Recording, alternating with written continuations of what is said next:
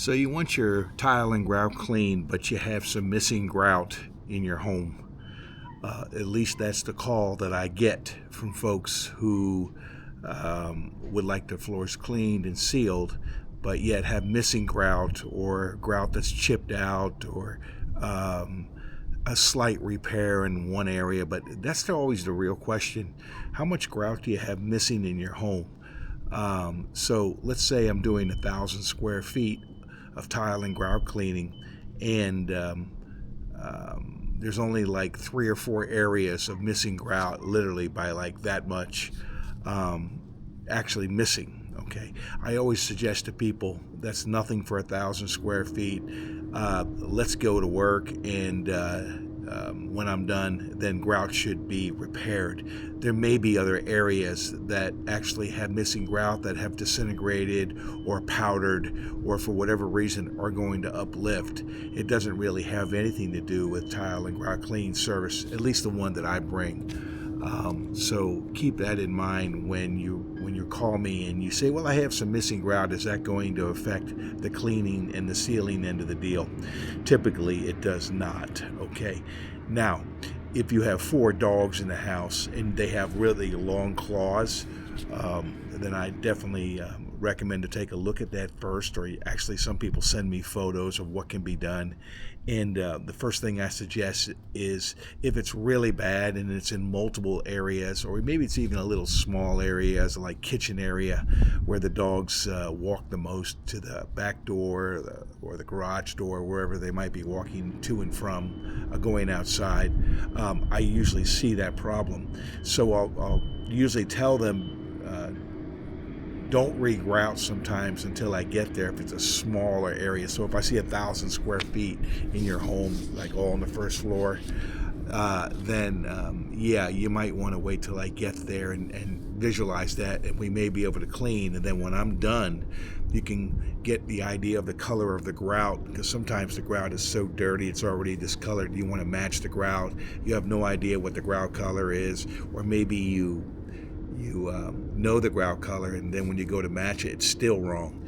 The best thing to do is have the floors cleaned first, let it dry, and then you could take the grout down to like a local hardware store like Home Depot or Lowe's, and they can color match the grout. And remember, it's always going to be darker or lighter when you install it, and it rarely ever matches perfectly. So keep that in mind. So missing grout can be a problem for tile and grout clean service, but I would say this much of a time. Now, the next subject is where is the tile and grout located? If it's in the shower stall, common problem. Grout's always chipping out and falling out. It's usually unsanded grout. And it's usually from the floor pan to about 4 feet high or lower. So I highly recommend replacing that grout with either grout or caulking, okay, if it's in the shower stall. Same goes for like a backsplash, either regrout or caulk if it's missing grout. Anything that's unsanded, like in a shower stall, technically it's a pretty simple job to replace the grout. But the problem is digging out some other grout that's affected, like with mold or mildew. Sometimes a shower, for instance, is so old it's just ready for a redo. Okay. And I usually see those 4-inch by 4-inch tiles in there. At least that was old school, so people are redoing their shower stalls with other methods, or bigger tile, or putting sanded grout instead of unsanded. Sanded grout's always the best solution when replacing grout, as long as it's between 1/4 inch to 3/8 inch thick. So keep that in mind. Anything below 1/4 inch needs to be unsanded. Okay, and it's nearly 2 pieces of tile that are together. I rarely see it. Actually, I just saw it recently last week in a job I did, and it's basically invisible grout. You can't even see it. The tiles are butted together so close. But I would absolutely suggest to fix grout in the shower, number one, because it can get behind the drywall and cause a lot of mold and mildew, where you'll need to have not only a redo of the tile showers, but you may have a health issue where you have to replace grout altogether. It is a really terrible solution, and sometimes you got to evacuate your house and go to you'll have to go to a hotel, and the insurance company usually pays for that, but it's whatever your deductible is, which is not a bad idea for a remodel, to tell you the truth. If you think you see mold or mildew in shower stalls or other areas, first step, call your insurance company. They usually come out and do a free remedial service where they'll send out a construction company to do a walkthrough of your home, and they have a special laser that shoots through walls to tell if there's a health issue. And yeah, I'd highly recommend that, and it's usually free for that. They're actually trying to find work that's legitimate, and also control a health problem that might be, getting you sick and more. I've heard of people dying from mold and mildew, so get that addressed immediately. Another issue I'll touch on, and by the way, if you have any questions or concerns about what I'm talking about, leave them down in the comments. I mean, it's kind of like, common sense in today's world. If you have questions, just ask. A lot of times my phone number's published. Just call me. Text message. I answer to everybody because everybody watches my channel. I feel blessed that you're watching me, but I'm somebody with some experience that comes into the home. I've done this for over 25 years. I'm very educated with architecture, tile and grout, interior design, all that stuff. So yeah, like and subscribe, all that stuff. Anyway, the next issue I want to talk about that I failed to talk about was, what if your tile's located on the second floor or higher? How does that behave?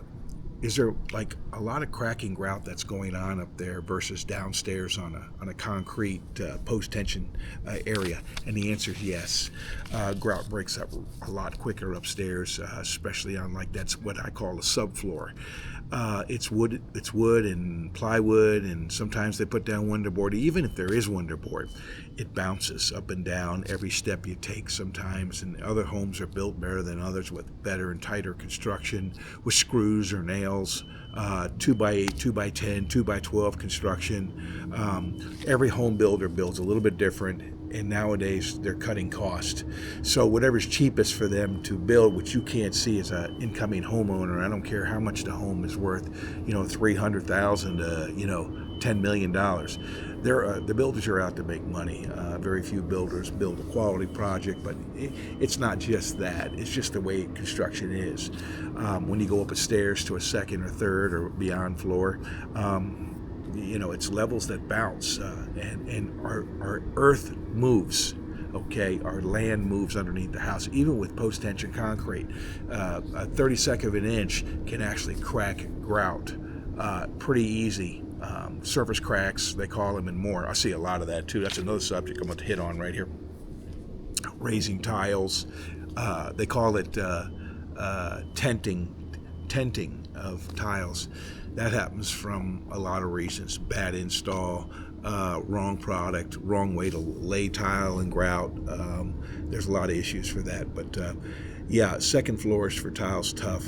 As a matter of fact, I usually recommend people to go for this new product called LVP and LVT upstairs, where you can bounce all you want. It's a vinyl, and they're waterproof. They have a 50-year waterproof warranty on their product.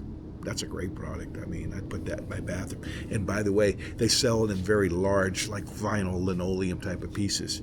So it's a little bit easier to manage flooding and more that happens in bathrooms from kids, and or just faulty plumbing lines in your home. But yeah, it's a great idea to switch over to a new, different type of material upstairs, and sometimes they even mimic the material you like with tile, which hits me on a very short subject I'm going to talk about, which is travertine or any natural stone. Terrible idea for bathrooms anyway. Don't put travertine. in your bathrooms, or any natural stone. Travertine used to be very popular in Las Vegas. I've cleaned a lot of it, and a lot of times I have to refer it out to natural stone restoration because people want it to be like new again. And sometimes travertine, it's got this powderish coat, or it's been etched from water. We have hard water in Las Vegas, and there's not a lot that you can do other than to polish it, which is a lot of cash. Somebody's got to sit there with a grinder on the wall. It's no fun, and it's not recommended. I do not recommend it. You know, it's an interior designer's dream and a homeowner's nightmare. It's the way natural stone is in the bathroom. Stay away from it as far as you can. Make your life easier, not harder. So grout is it's a funny game, and some people have tile and grout in their exterior part of their house, like on the outside patio, a sunroom. It's open to the environment. They're going to break up a lot more as well. I'm not talking about pool tile. Pool tile is a whole another type of material, and they usually use a different type of grout there, but not always. The grout I'm thinking about is called epoxy. Once you put that stuff in, it's there for good. It would take an act of God for that stuff to uplift or break up, but I have seen it break up.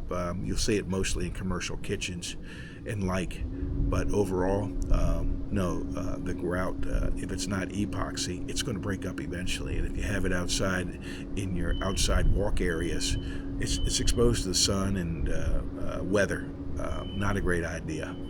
And I have seen a bunch of those. Some of them clean up real good. Some people are demanding, they want it no matter what, and they get it. They will get it. So I totally understand. I hope this really helps you. Again, if you have questions or specific questions regarding your particular project, just give me a call, a text, or leave it down in the comments. Is really a good place because I answer pretty much every comment, unless it's a stupid comment. I have had some stupid comments,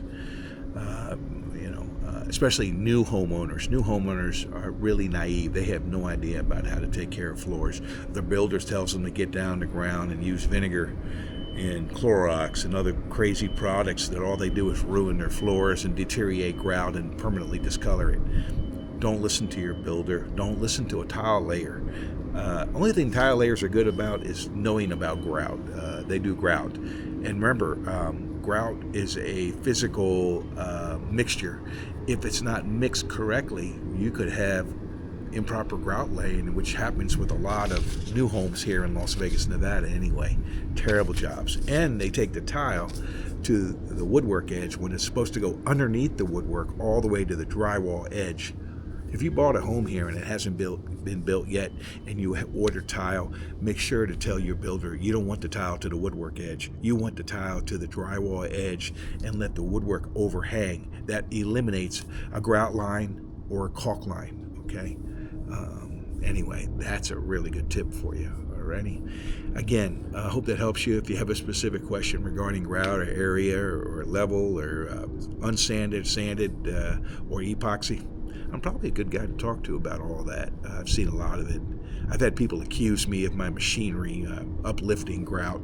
That's a total lie, okay? People do it because they had pre-existing conditions. Sometimes I can't even see it, okay? And if I do see it, I put down my tools immediately, go over to the client and say, you have a problem with your grout, which, by the way, has happened before.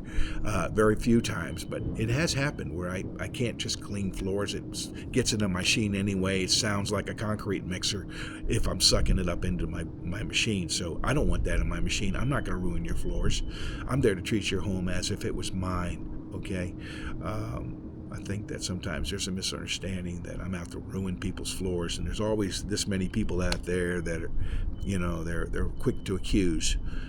Anyway, I'm done with that. But yeah, I'd love to earn your business. I'd love to help you. Just give me a call at your convenience. I think that I'm the right guy for the job and for cleaning and sealing. But in most cases, people's grout is it's not a terrible thing that's missing in their home. Sometimes people want to be perfect and they're OCD or PTSD and they just want it done. Anyway, hope that helps. God bless. Good luck to you. Take care.